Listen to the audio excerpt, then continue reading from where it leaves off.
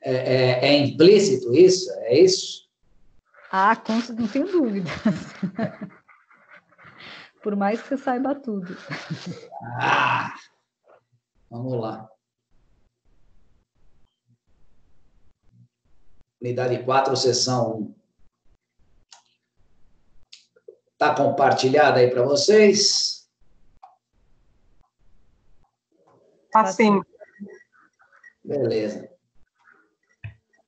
Vamos lá. A gente já viu que na lei de falência, liquidação e intervenção judicial, unidade 4, seção 1, tá? Que trata aí da liquidação extrajudicial. Então, a gente já mencionou, ok, que a lei de falência tem aí algumas... efetivamente, temos que ter algumas exceções, né? Uma delas é as formas aí, efetivamente, de liquidação e intervenção judiciais, que são alcançadas pelas instituições financeiras, tá? Pelo procedimento de liquidação extrajudicial. Então, a lei de falência, ela não abarca tudo, ela tem algumas exceções, tá? As exceções vêm tipificadas na lei 6.024 e 6.024/74, tá? Então, sociedades financeiras, efetivamente, seguradoras, perfeito, ela tem uma outra forma, ela não se socorre da 11.101. Ela é liquidada, mas ela é liquidada por um outro procedimento, por uma outra legislação, que é efetivamente a 6.024/74, que aí ela sofre a intervenção. Já disse, dei até como exemplo para vocês, ok? Que efetivamente, por exemplo, no caso das seguradoras, elas trabalham aí com limite técnico.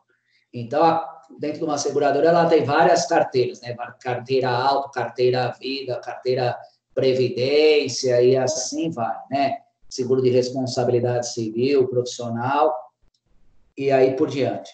Então, o que ocorre? Toda vez que efetivamente ela baixa o limite técnico, ela sempre trabalha em cima de limite técnico, ela tem que efetivamente se socorrer, né, de vender a carteira dela no mercado. Ela tem que passar para alguém e ela sofre aí um processo de intervenção. Por que isso? Porque ela trabalha no seguinte sentido: se todos os segurados sofrerem um sinistro ao mesmo tempo, ela terá condições efetivamente de pagar todo mundo? Se a resposta for sim, ela está dentro do limite técnico dela. Se a resposta for não, perfeito, então ela não pode efetivamente estar atuando no mercado. É um procedimento, é um órgão fiscalizador que a segue, que é a SUSEP, a Superintendência de Seguros Privados, e assim também funciona para os bancos. Contanto que elas, em especial seguradoras, que eu atuei um pouco mais perto, elas têm o cosseguro e o resseguro, né? No cosseguro, quando o limite dela é muito alto, ela prefere dividir o risco com uma outra companhia de seguro. Então, elas efetivamente trabalham em conjunto. Então, é um cosseguro. Companhia A junto com companhia B. No resseguro, quando ela corre o risco de quebrar o limite técnico dela, ela faz um seguro do seguro. Perfeito? Então, ela se ressegura. Ela faz um seguro da sua própria companhia. Estas empresas, perfeito, elas sofrem intervenções, né? As instituições financeiras, Banco Central e, efetivamente, companhias seguradoras, tá? Superintendência de Seguros Privados, SUSEP, ok? Então, a intervenção pode ser decretada de ofício pelo Banco Central ou a pedido de um administrador da instituição financeira. Perfeito? Eu até fiz uma pergunta para a Isméria, nem sei se ela está aí, se ligada à instituição, falei um pouco de companhia seguradora, falar um pouco de instituição financeira. Se a gente tiver uma aplicação, efetivamente, numa instituição financeira, e ela vier à quebra, eu queria saber o valor, né? Essa foi minha pergunta que eu fiz para a Isméria, qual é o valor que ela segura. Você lembra, Isméria? Você está por aí? Você me passou o valor, mas eu não lembro. Oi.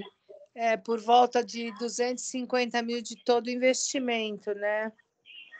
Se ela quebra. Por isso que pulverizar sempre o investimento. 250 mil por banco, né? Sim. Por banco. Então, se eu tiver R$1 milhão, só tenho garantido 250. Isso, por banco. Meu Deus, hein? Então, por isso, sempre pulverizar, né, os investimentos em alguns bancos, né? Lembrando que são só alguns produtos que estão no fundo garantidor, né? Que é o CDB, LCI, LCA, poupança, né? Bolsa de valor, quando está em fundos, bolsa de valores, aí não está no fundo garantidor, então não tem essa cobertura, né? Esses 250 mil, eu falo de poupança, que é o mais comum que todo mundo tem, entendeu? Efetivamente um valor segurado poupança, 250 mil, é isso? Isso, por instituição. Então, se você tem 250 mil no Santander, 250 mil no Bradesco, né? Aí você vai receber, então, os 250 mil. É por instituição. Agora, se você tiver 1 milhão em um banco só, 250 mil. Por isso, pulverizar sempre os investimentos, né? Que acaba aí os especialistas em investimento te orientando a isso, né? Entendi. Deixa eu te fazer uma pergunta que serve para todos. É difícil acompanhar o balanço patrimonial das instituições financeiras. O que você sugeria, né, para nós, entendeu? Míseros poupadores, né, para acompanhar uma instituição financeira, se ela está saudável ou não, ou se eu corro esse risco. A gente fala R$1 milhão, parece que é muito dinheiro, mas R$1 milhão está comprando uma casinha bem simples, né? Um sobradinho, não está comprando grandes coisas, entendeu? Título imóvel, por exemplo, né? Como efetivamente ter essa segurança, entendeu? Na instituição, eu quero que meus colegas, meus alunos, né? Como eu fico sabendo que a instituição financeira para a qual eu estou poupando, ela é efetivamente segura? Na verdade, anualmente elas são obrigadas a divulgar, né, a sua lucratividade, se houve crescimento ou não. Então, está acompanhando aí nos principais veículos que é voltado à área da economia mesmo, né? Então, todo ano você ouve falar, o Itaú teve um faturamento de X valor, né? E também junto ao seu próprio analista de investimento, né? Mas para você acompanhar mesmo, é do mercado que você vai acompanhar. Você não tem outra opção a não ser acompanhar. E está muito dentro do seu banco, né?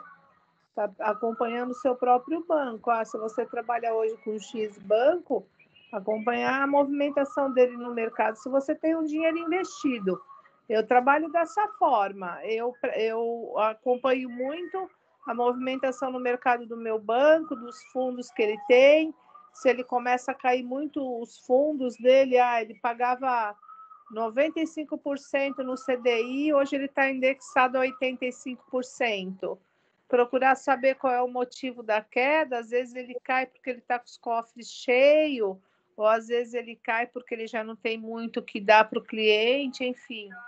Tem que acompanhar o seu banco, acompanhar o Infomoney, o econômico, onde sai lá... Mas para nós isso é extremamente difícil, hein? né? Para quem é um mero poupador, um simples poupador, não é coisa fácil. Na verdade, você tem que ficar em cima do seu gerente. É que gerente desses bancos convencionais, eles querem só aplicar e pronto, né? Mas se você usar uma plataforma como uma X, por exemplo, lá você tem um especialista que ele está todos os dias com a mão no seu dinheiro, né? O Safra tem esse perfil também. Está todos os dias cuidando do que está indo bem, do que não está indo bem, né? Hoje a gente tem as Fiducs também, só que as Fiducs também não têm fundo garantidor. Mas as Fiducs trabalham bem dessa forma. Olha, seu dinheiro está na Petrobras, por exemplo, a Petrobras está caindo, eu vou colocar ela na Vivara, por exemplo, que está subindo, né? É isso, tem que acompanhar. Na verdade, investimento é isso, tem que pôr a mão. Se você não pôr a mão, não tem quem põe a mão por você se você estiver em banco convencional. É uma coisa diária que você tem que fazer. Ou ter um especialista que cuide para você, é isso, não tem o que falar. Porque hoje em dia, com essa pandemia aí, é um risco, né? É um risco. É um grande risco, é um grande risco. O governo, a qualquer momento, pode fazer qualquer coisa nesses fundos de renda fixa, né? Então, Os conservadores, isso vai para a nossa aula, viu, pessoal?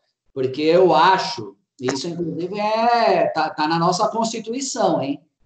E a colega nossa é especializada, que efetivamente, em casos de pandemia, né, catástrofe e assim vai, o governo, efetivamente, ele pode fazer uso do nosso dinheiro. Exatamente. Eu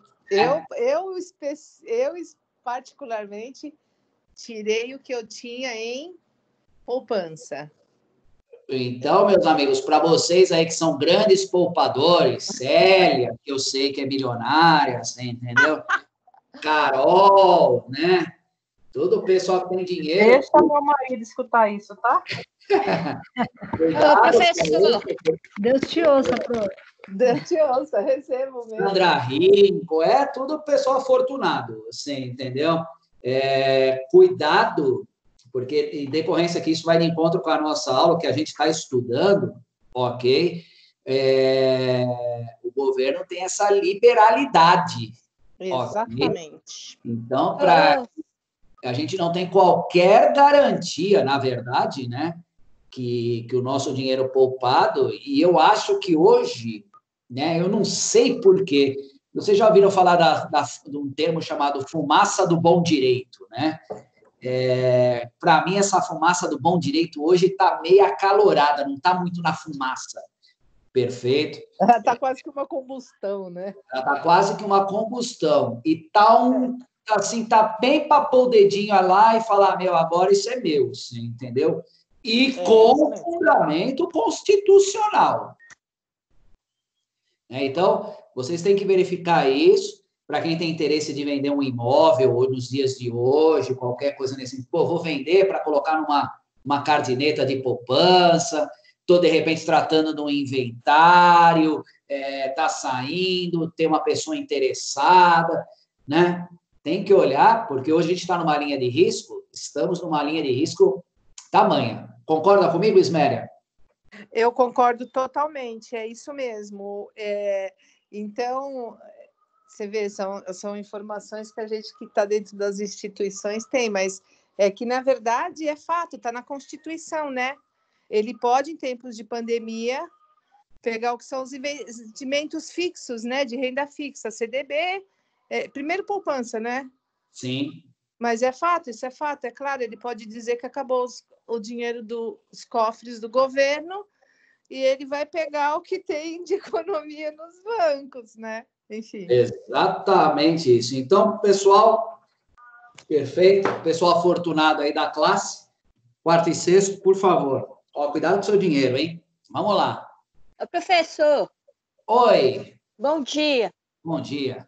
Mas isso só vale para o banco que é do governo ou para todos os bancos os bancos privados também pode também fazer isso?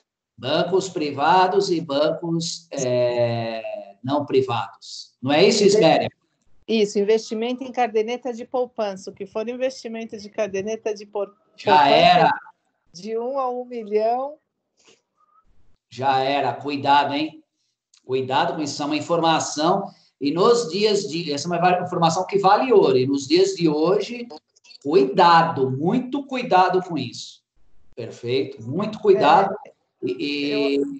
Só para finalizar, Isméria, só para finalizar mesmo, está tendo algum boato aí nas instituições financeiras disso ocorrer? Não, a priori não. A princípio não. Saiu um boato dentro dos bancos que o presidente do Itaú deu esse alerta, né? Mas ficou muito interno isso. Mas eu, a priori, não tenho ouvido nada a respeito, não tenho dito nada, não tenho visto nada. Eu arrisco a dizer que lá na Constituição, no 62, está, em caso de relevância e urgência, o presidente da República poderá adotar medidas provisórias com força de lei, devendo submetê-las de imediato ao Congresso Nacional. Aí vem, né, algumas coisinhas aqui. Beleza. Então, vamos dar o artigo 62. Isméria, se souber, avisa a gente, tá? Porque a Célia, a Carol, Sandra Rito, Rodrigo Correia, Samuel, todos eles precisam tirar o dinheiro do banco rápido, hein? Os afortunados. As meninas do dinheiro, né? A menina do dinheiro. Vamos lá. Ontem, né, professor? Ontem nós precisamos tirar. Vamos lá.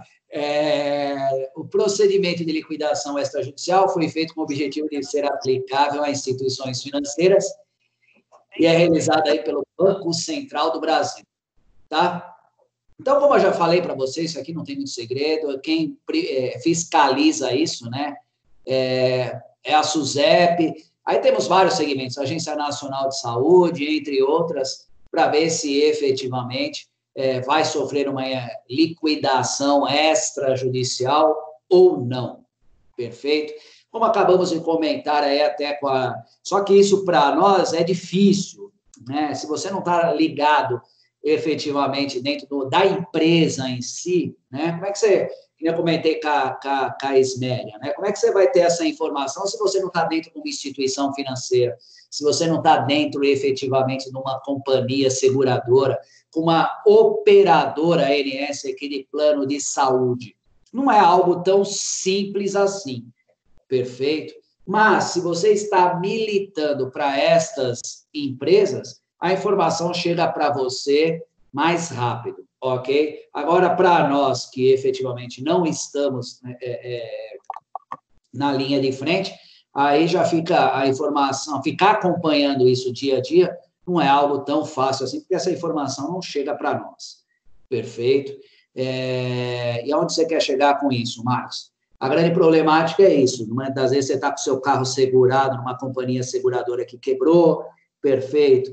Muitas das vezes você está aí com um plano de saúde que não faz mais a cobertura que você almeja, quebrou também, e você, aí o outro não quer absorver a carência, e a gente fica nessa batalha, e às vezes é num momento que a gente efetivamente está precisando.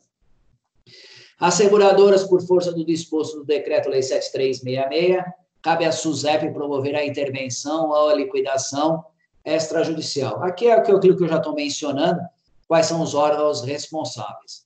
Sociedades de capitalização, aí fala a norma e assim vai. Operadoras do plano de saúde, Lei 9656 de 98, perfeito.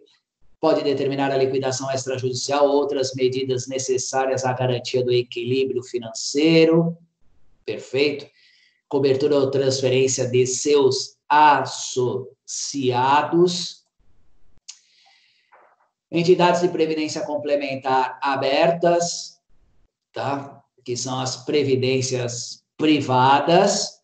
Nós temos aí a nossa OAB Prev, que é uma previdência complementar fechada, tá? Que tem planos de caráter previdenciário. Percebeu-se que, efetivamente, os advogados, a maioria deles são profissionais liberais, não contribuíam para a previdência social.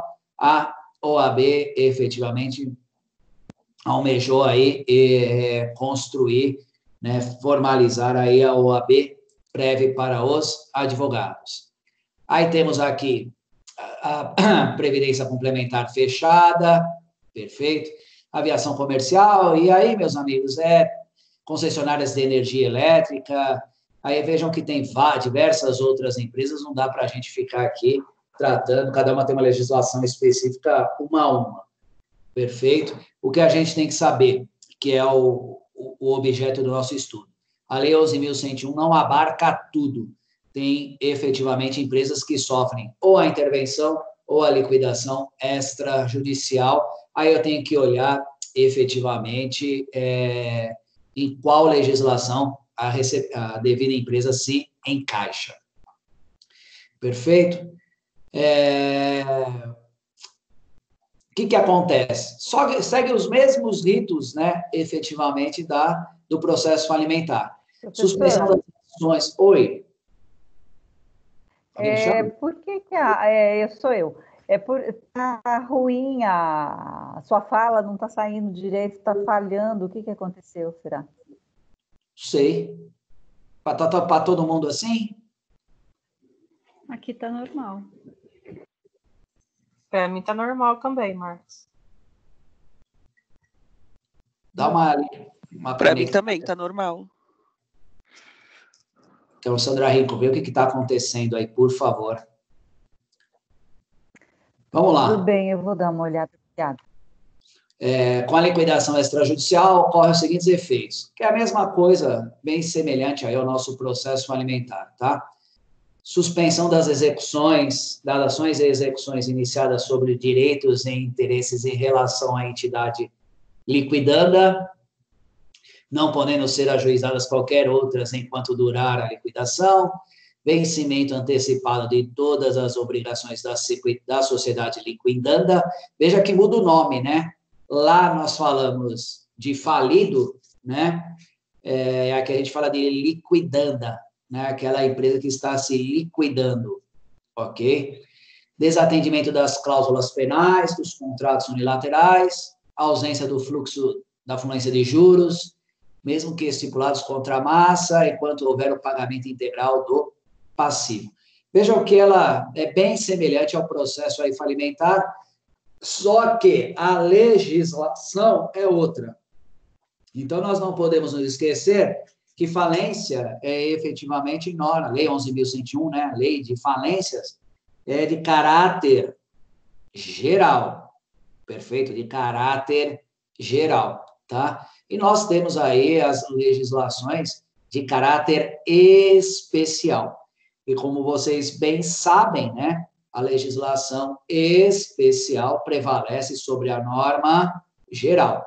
Então, efetivamente, a gente tem que dar uma olhada especialmente nessa norma, né, 6.024 de 74, e ver qual é o tipo de empresa que a gente está aí militando, ok?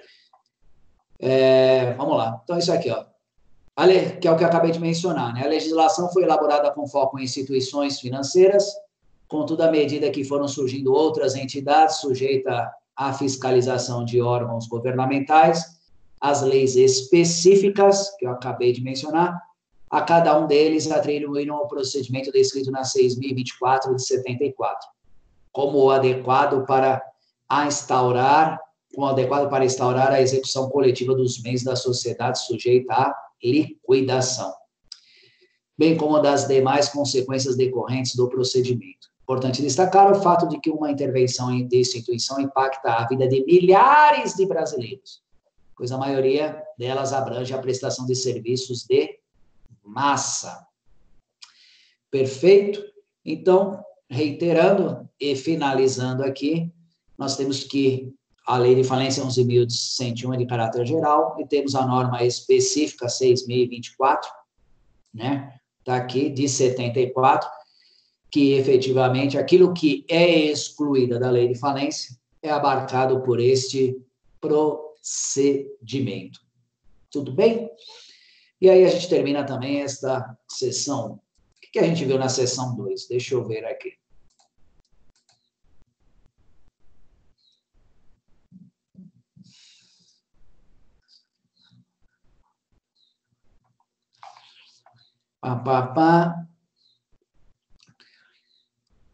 execução de quantias, aí tratamos, quando a gente está efetivamente tratando de falência, né?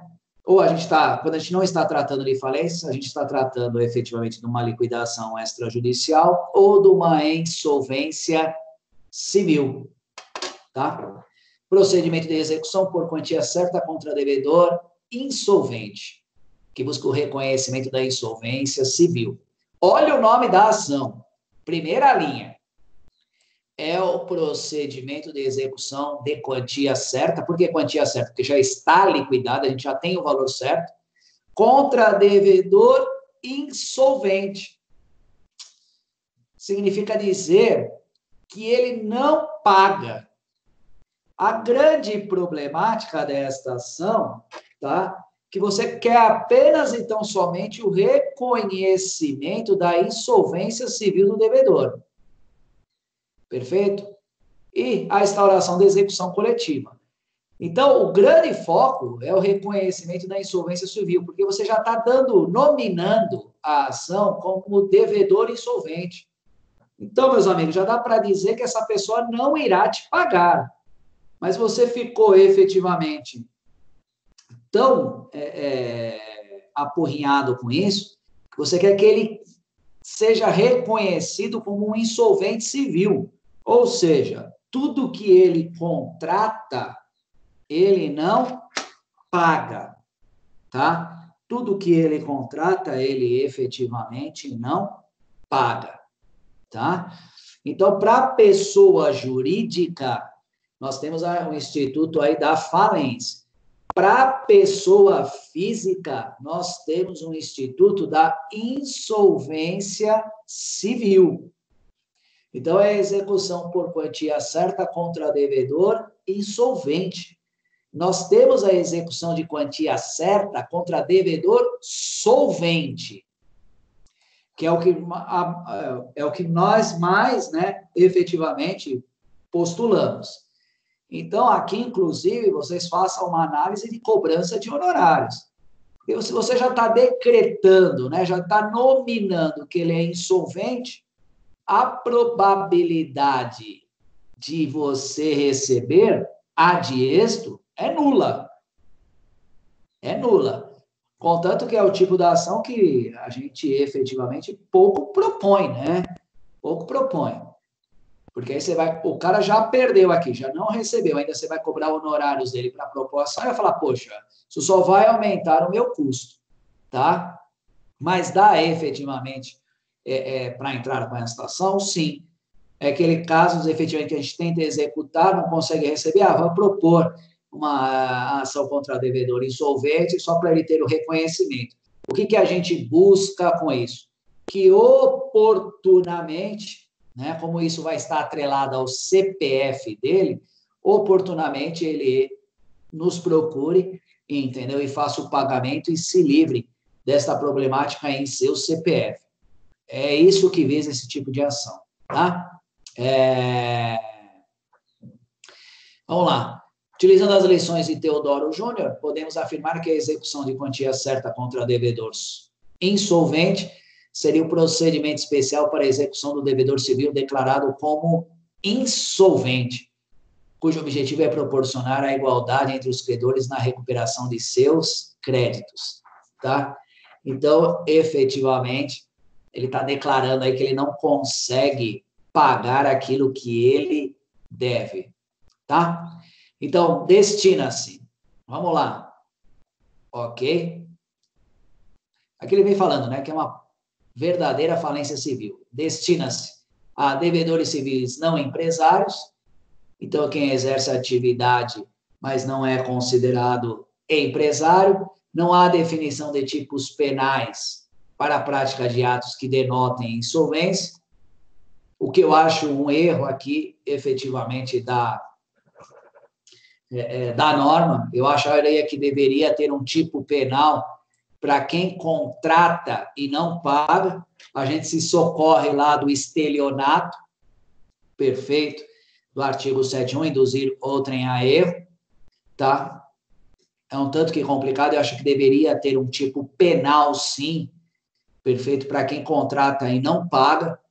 Eu acho isso o cúmulo, entendeu? As pessoas contratarem e não pagarem ou efetivamente não terem condições de cumprir aquilo que contratou.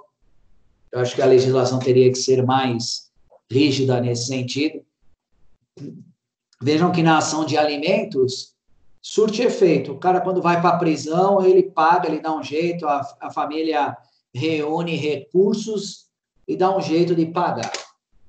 Perfeito?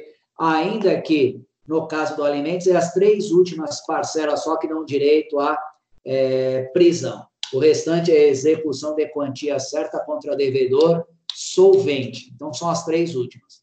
Então, eu acho que deveria ter um tipo penal, sim, que o cara teria que pagar 30% do valor que é devido sob pena de prisão. Mas aí teria que construir muitos estádios, né, para que essas pessoas pudessem ficar providas do seu direito de ir e vir, ok? Porque nos dias de hoje ninguém está pagando ninguém, é um tanto que complicado.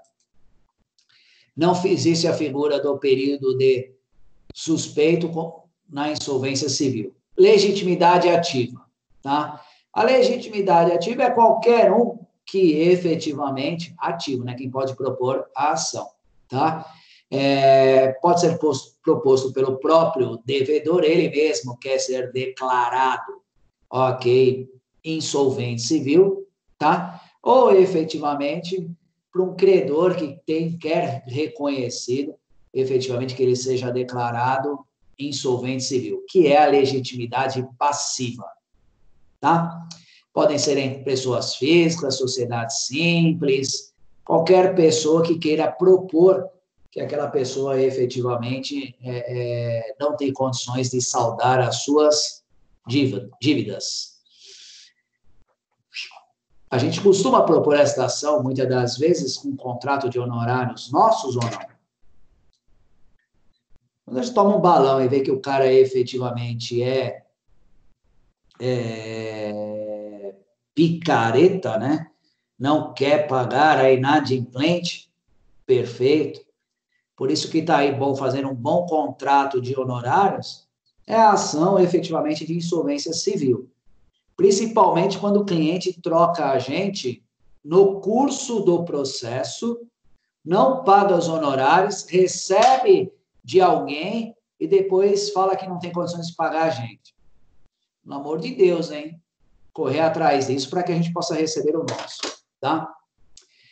Pressuposto para requerer essa insolvência.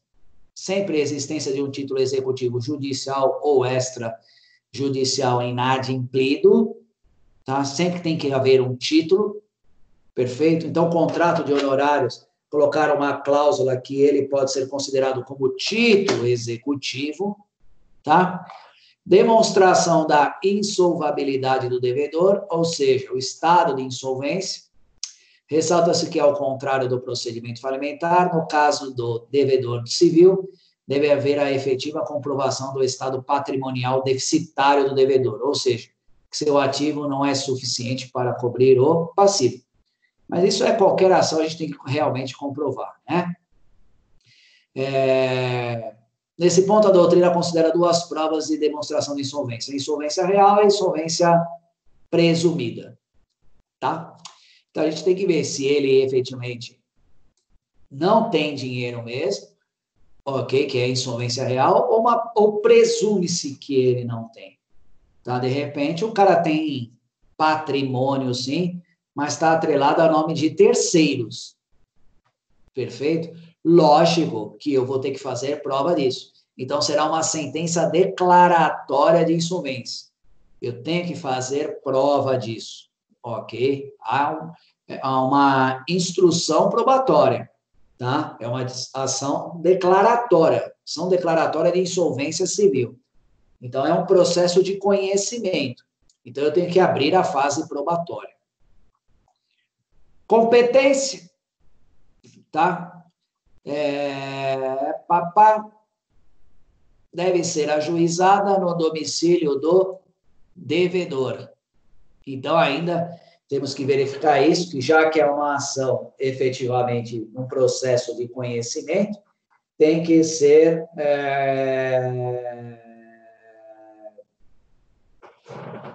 ajuizada no domicílio do devedor. Então, eu preciso verificar, tá, aonde eu devo efetivamente propor esta ação, até para custo, né, se vale a pena. E a lei aqui é bem clara, perfeito, no domicílio do devedor. Então, eu preciso ver se vou ter viabilidade econômica para propor essa ação, porque depois vou ter que ir para fazer audiência, testemunha, isso e aquilo, vai onerar. Vamos lá. O procedimento de execução de quantia certa contra devedor insolvente trata-se de um instrumento poderoso para instaurar a execução coletiva em muitas situações, a única via de recebimento dos créditos. Porém, como eu já disse, né, é uma ação de alto risco, né, financeiro. Você põe para ver se efetivamente terá êxito. Então, você está na linha do risco. Né? Essas ações que a gente entra aí por A de êxito, a gente tem que tomar muito cuidado com isso, né? Porque senão você paga realmente para trabalhar. Tá? Então, quantidade de processo em escritório de advocacia não quer dizer nada. Quer dizer qualidade. Perfeito? Quando a gente se forma, né? A gente está num outro estágio. Quantos processos? Essa pergunta é muito comum. Quantos processos tem em andamento lá no seu escritório? Tenho 1000. Mas quantos processos bons você tem, efetivamente? Tenho 10. Vamos tomar cuidado para o passivo não ser maior do que o ativo, hein? Um escritório de advocacia ele é considerado uma empresa como qualquer outra. Tá? Se você tiver uma carteira que não está te dando dinheiro, você tem que tomar cuidado com isso, passar para outro, fazer parceria com alguém, alguma coisa nesse sentido, para você não ficar nesse prejuízo, hein? Não absorver esse prejuízo. Senão os processos ruins ficam maiores que os processos bons, daqui a pouco você está trabalhando no prejuízo. Já vi vários colegas fecharem escritórios de advocacia devendo valores extremamente consideráveis. 70, 80, 100. E tomar cuidado com o dinheiro que às vezes está na sua conta.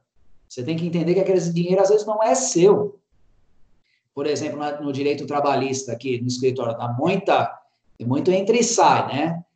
Pô, mas dali é só 30% meu e os outros 70%. Os outros 70% é dos clientes. Então, você vê um alto volume na conta, perfeito, mas não é seu aqui. E desses 30% ainda tem que debater as despesas do escritório, imposto de renda, INSS, tem um monte de coisa a ser recolhida.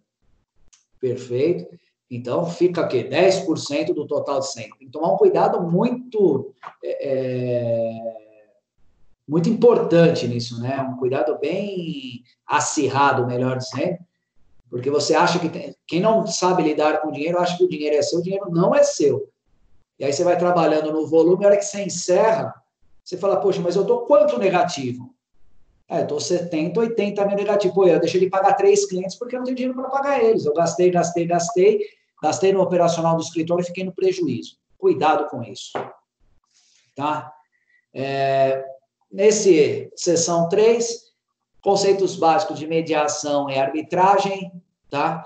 É uma inovação, efetivamente, com os contratos empresariais. A gente efetivamente percebeu que bater a todas as portas do Poder Judiciário para resolver tudo ligado à atividade empresarial não é o melhor dos caminhos, até porque juiz de direito não conhece tudo, e em especial não conhece o segmento das empresas daquela modalidade, ele não conhece tudo, perfeito? Não efetivamente conhece tudo, então ele tem que se valer de um outro mecanismo. O que está dando muito retorno é essa arbitragem empresarial. E a gente já até chegou efetivamente a conversar, e para fechar esse assunto, a diferença, né, entre conciliação, mediação e arbitragem.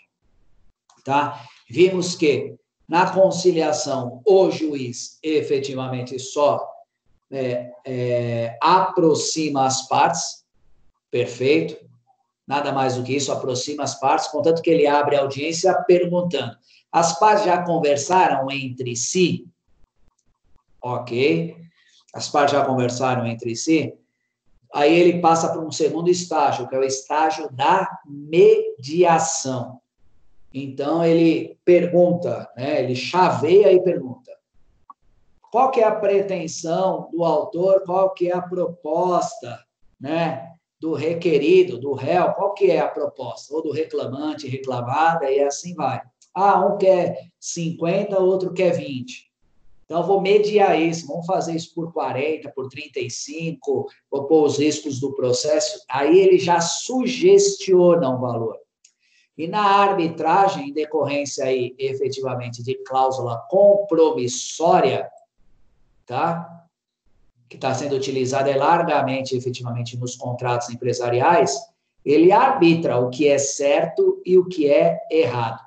Então, nós temos que, efetivamente, colocar aí cláusula compromissória nos contratos empresariais, tá? Para escolher uma câmara arbitral de nossa confiança, que seja totalmente imparcial, para dirimir esses conflitos por pedido de exclusão de sócios, cometimento de faltas graves, não pagamento, qualquer coisa, qualquer assunto empresarial, ok, que esteja aí ao nosso alcance. Meus amigos, eu acho que é isso que eu tinha que falar. Perfeito. Não tem mais nada, acho que já acabamos de mencionar tudo. Alguém quer me perguntar algo ou não? Professor, eu tiro uma dúvida minha aqui. Sim, senhora. Eu coloquei o devedor insolvente e a pessoa física, certo? Devedor insolvente, é isso? Isso. Sim. E a jurídica? Eu não deu tempo de eu anotar? Na jurídica, ela vai para o processo falimentar. A jurídica vai para o processo falimentar. Entendeu? Quando não é pessoa jurídica, é pessoa física. Pessoa física é devedor insolvente. Certo. E aquela pergunta que o senhor fez também, eu anotei ela, mas não consegui, não. Você contrataria uma empresa? Aquela pergunta que o senhor fez no início? Então, a pergunta é, vocês contratariam uma empresa que efetivamente já está em processo falencial? Como é que eu faço para receber isso? Será que efetivamente eu vou ter alguma garantia do meu recebimento para que eu não fique no prejuízo? Entendeu? Tudo isso a gente tem que olhar. Como eu acabei de mencionar, muita gente trabalha ad êxito aí, né? Tem que se tomar cuidado, perfeito, para trabalhar e no final não receber. Tá, então, é um detalhe extremamente importante que a gente tem que tomar cuidado, entendeu? Senão você fica com um custo operacional extremamente alto, porque processo dá trabalho, né? Vocês aí, em especial do 8º, pessoal aí da classe da Carola, ok? Vê quanto tempo, como dá trabalho fazer uma peça de estágio, protocolar, né? Imaginem vocês tendo aí para fazer dessas por dia, você entendeu? 10, 15. Fazer a peça, acompanhar prazo, acompanhar recurso. E aí não tem efetivamente, vou mandar para o orientador para voltar, ele corrige o protocolo. Não é isso. Você protocolou do processo, pelo Poder Judiciário, efetivamente o juiz vai analisar e vai decidir. Perfeito? E não dá para ficar. Hoje, a maior problemática que a gente tem é tempo. O tempo é extremamente escasso, né? Então,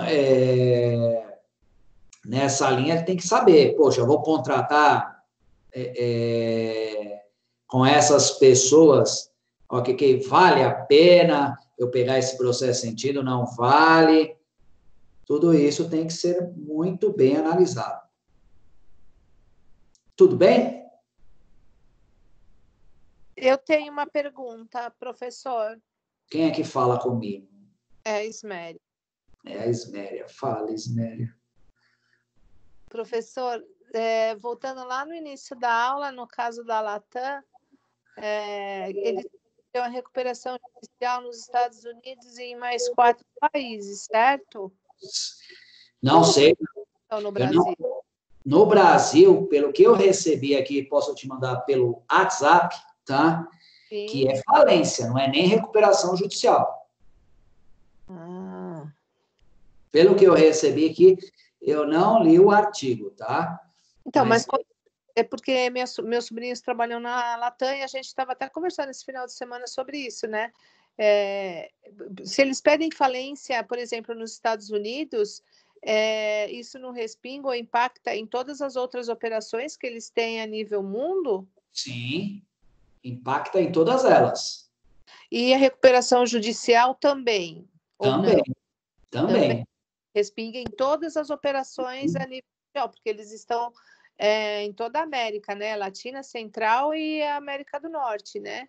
Então, aí a gente tem que se socorrer do direito internacional, né?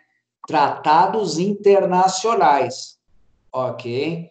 Sim. Aí a gente precisaria conhecer o tratado internacional que trata efetivamente da aviação civil, para a gente falar de competência, falar qual é o país, qual é o principal estabelecimento onde a empresa está sediada, perfeito? Legislação aplicada, consequência jurídica disso. O Brasil é signatário de diversos tratados internacionais, né? Por isso que a gente tem que estudar a disciplina de direito internacional, ok? Para verificar qual tratado que vai abarcar isso, esse tipo de situação. Legal. Se você puder me mandar por WhatsApp, Manda um oi para mim que eu te direciono. Tá, porque eu anotei o que você falou, eu vou dar uma lida sobre isso, porque eu fiquei bem curiosa, porque na nota diz que eles abriram a recuperação, pediram, né, a recuperação judicial nos Estados Unidos, e mais 4 países, e mais 4 outros países que eles têm a operação também. Aí ficou-se, então, a interrogação, como fica o resto da operação, cuja qual eles, então, não pediram, né? Sim. Da recuperação judicial, mas enfim, eu vou ler um pouco mais sobre isso, que é interessante, né? Está no altamente interessante, e aí precisa, inclusive, ter o conhecimento se as empresas elas fazem parte de um pool de empresas, ou se ela tem administração separada, como é que funciona, né? Entendi. Legal. Você fala inglês, Isméria, ou não? Oi? Você fala inglês fluente? Não falo fluente. Fluente não, mas eu tenho leitura, pouca, alguma coisa, enfim, é isso. Entendi. Não, porque como você está... Estou perguntando porque como você está atrelada à instituição financeira e essa área abrange muita empresa internacional, eu acho que seria um caminho especial para você, bem forte, entendeu?